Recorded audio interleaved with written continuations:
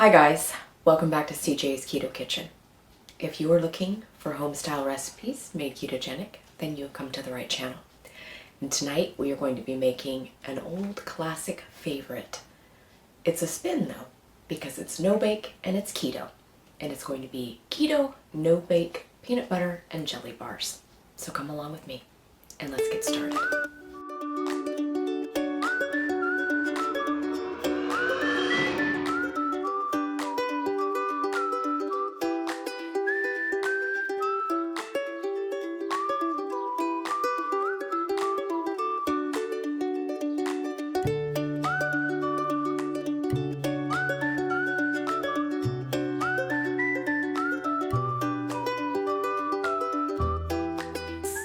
It's a classic. I mean, they still make Uncrustables that you can buy at Costco.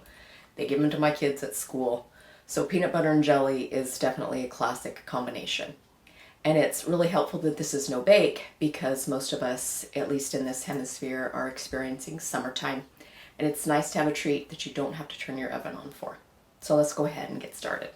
So you are going to want a parchment-lined baking dish. You could use something as small as a loaf pan. So the dish that I am using is actually 9 by 6 and it came in my Pioneer Woman set. And so it's a little bit larger than a loaf pan, but if you used a loaf pan, your bars would be thicker. So it all depends on what you would like to use. But I'm going to get about 8 bars out of this. You might get a few less with a loaf pan depending on how you slice it. It's going to be good no matter what you do. But you do need to parchment line it because after it has chilled, we are going to be removing it using the parchment and cutting it into squares. And I have clips on mine just to hold it down, and it doesn't matter if they're plastic because it's not getting baked. So you are going to need to begin with 3 cups of almond flour in a medium-sized bowl. To that, I'm going to be adding powdered natural sweetener. Now, this is only 1/3 of a cup, but I sifted mine because my powdered sweetener was very chunky. It had a lot of hard pieces in it. So I went ahead and sifted mine just to give it a better texture, but this is only 1/3 a cup of powdered sweetener. And I recommend using a powdered form of natural sweetener simply because this is not going to be baked. And if you use a granular product, then you would more than likely taste the granular in your bars.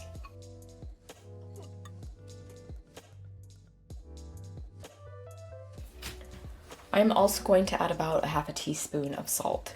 Even though we are going to be using peanut butter that has a little bit of saltiness in it, I do like to add a little bit of salt to my desserts. That's up to you, but I am going to be adding 1/2 teaspoon of salt. And I'm going to go ahead and mix this together.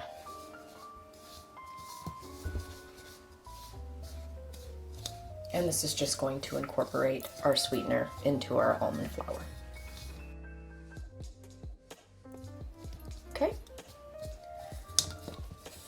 So the last dry ingredient that I am going to be adding is a combination. So here I have 1/4 cup each of roasted peanuts and peanut butter chips. And I have ground them up in my mini food processor. So I am using the CHOCZERO'S peanut butter chips. And CJ's parents sent us some Spanish peanuts from Georgia, and I just roasted these like I do my pecans in the oven, but you can just use dry roasted peanuts if you would like. And both of these 2 ingredients are completely optional. I have made these bars without, but I do appreciate the texture that these provide. So I'm just going to go ahead and put this into our dry mixture.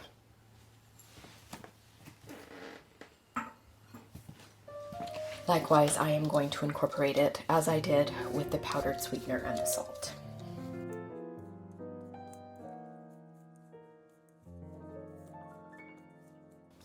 Okay, now we are going to start adding our wet ingredients. So the first thing is 4 tablespoons of sugar-free maple syrup. And then of course, we need peanut butter because these are peanut butter and jelly bars. So I'm going to be using a natural product. This is from Adams and it's no stir. And I want about 3/4 of a cup.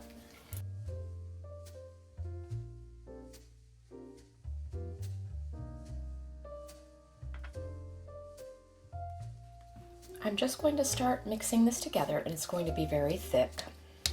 We're just doing a mix just to get the almond flour mixed into our peanut butter a bit. Now we are going to be going for a dough that just starts to pull together. We need to use a little bit of water. I don't have really a set amount here. I've just put some into my Pyrex because I wanted the spout. And you're just going to use water until you get it to form together into a dough. So that's going to be a completely individual process based on the style of peanut butter that you use. Some natural peanut butters are a lot oilier than the one I used, so it's all going to depend on your natural peanut butter. So I'm just going to start with probably about 2 tablespoons. And I'm just going to keep mixing.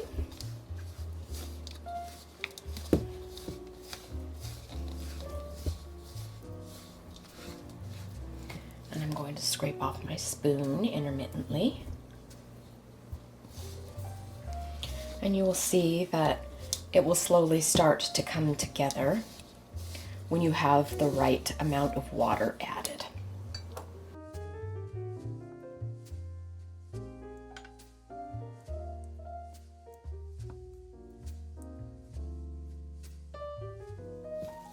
Just keep working with it and combining your ingredients in. Okay, we just about have the texture that we are looking for. And you just want to make sure that you're getting on to the bottom of your bowl because some of your dry ingredients can cling there, as you see.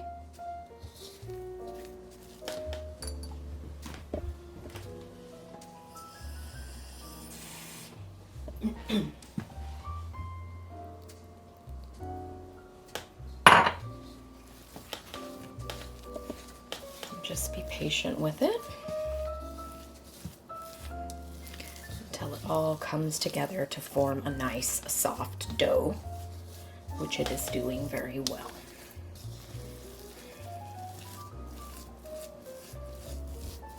Okay, there is our fully combined dough. So I'm going to take this dough and I am going to separate it into 2 pieces. It doesn't have to be perfect, just semi-precise. And I'm just going to take it and put it into the bottom of my pan. You can see all the beautiful pieces of peanut and chips. So I'm just going to start working this to evenly get it in the bottom of my bake. So here's the tip that I learned. Just as the water helped us to pull together our dough, it's also going to prevent it from sticking to my fingers. So if you need to wet your fingers a little bit with water, that's going to help the dough not stick to your fingers while you spread it into your pan. And just do as even a job as you can.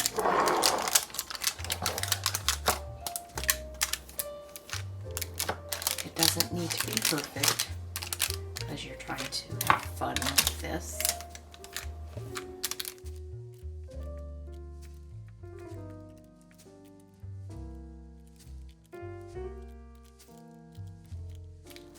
And then I usually just take my finger and kind of form the flat edge at the end.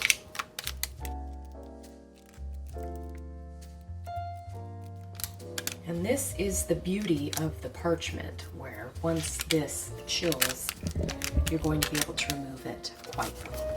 Okay, that's pretty even. So next we are going to talk about jelly, or in this case, jam.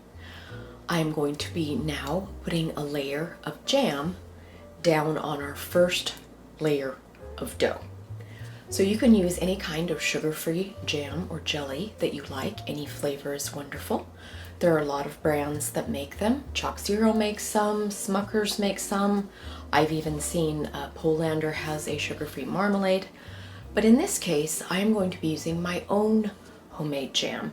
The recipe, of course, will be linked, and it is also at the bottom of my blog post under the printable recipe card for this particular dish. Mine is strawberry, and it's very easy to make, and that's what I'm going to be using for my layer of jelly or jam. So here is my jam, and I'm going to be putting about a half a cup, enough to give a nice even layer to our dough.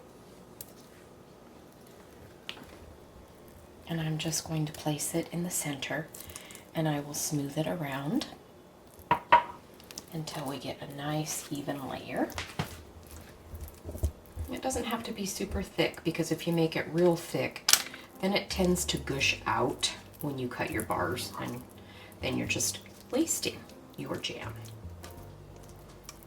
I really love the bright red that my strawberry jam has.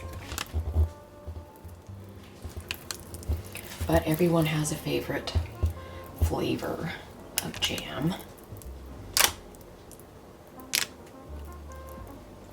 Okay, so there is our strawberry jam put onto our layer.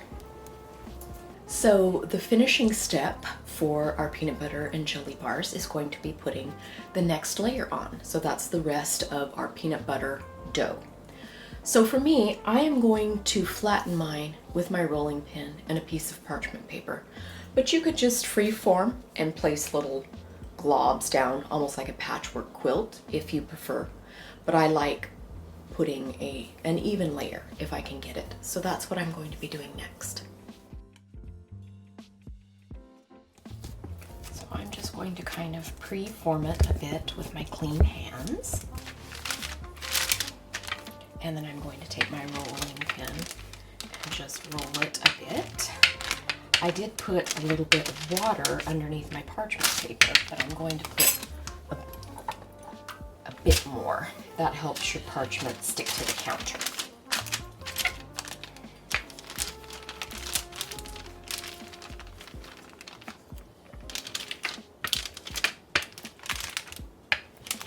And I'm just going for a rough rectangle about the size of my baking dish. Take a look-see and fix things if you would like to make them more even and more rectangular.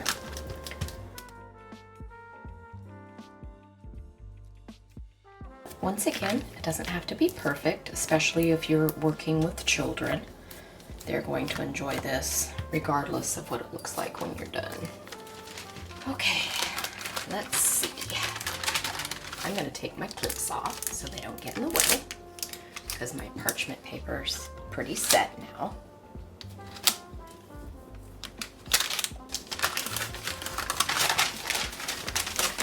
So I'm just going to take this and carefully try and put it on top.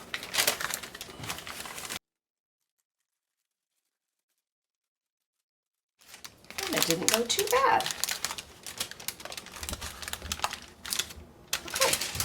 Okay. I'm just going to use my fingers and gently press it down.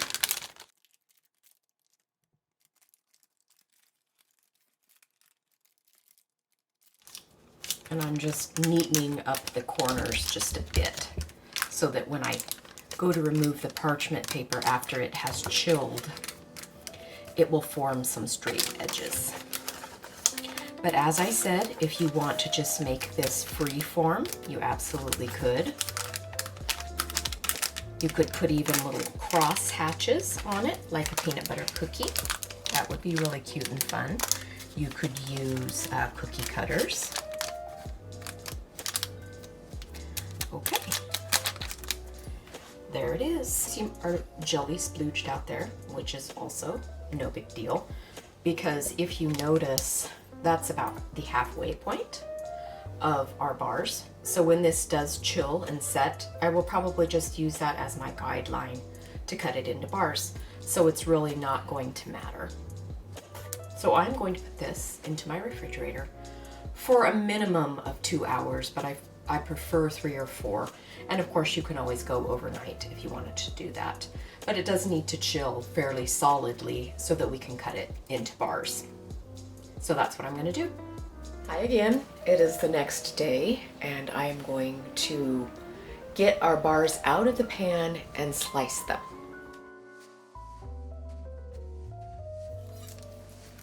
Okay, so that's what it looks like. It's one giant peanut butter and jelly bar, and I'm going to slice it into bars. And you can slice it in any size bars that you want. If you want smaller bars, of course, slice it smaller. You can do any kind of slicing that you want. If you want triangles, go for it.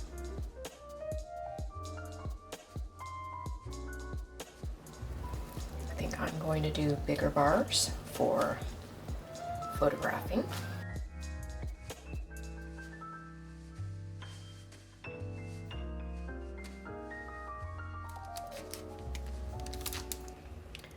So there it is. There is the Keto No-Bake Peanut Butter and Jelly Bars. And I'm going to serve this to CJ and let him have a taste. A la peanut butter sandwiches, only it's peanut butter and jelly bars. And they're magical. So you need to try it. Are you done? Yes, I'm done.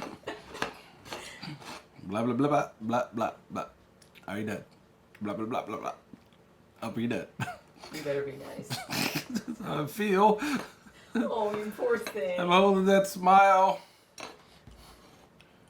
Okay, these look really good. And this batch looks a little thicker. Mm-hmm. All right, so let's see how it tastes. It's good. Definitely different with the homemade jam. Not that there was anything wrong with using the CHOCZERO'S jam, but it definitely is different. I do get more peanut butter flavor and less sweetness from the jelly or from the jam. So that's kind of a personal preference. But yeah, it's good. The mixed up peanuts and peanut butter chips are a good crunch factor, texture. So yeah, all in all, I think this is a success, baby. Good. I think people will like it. Good. It's really filling. Yeah. I wouldn't mind if the bars were smaller. Yeah, I only cut them large because I'm going to take pictures. But I will cut them down after I'm done. But yeah, I think it's rich. Yeah. It's pretty rich. And so I think a smaller bite. So it could easily serve 10 or 12 at least. Yeah. Yeah. So good job, baby. Thank you. Bye. Bye.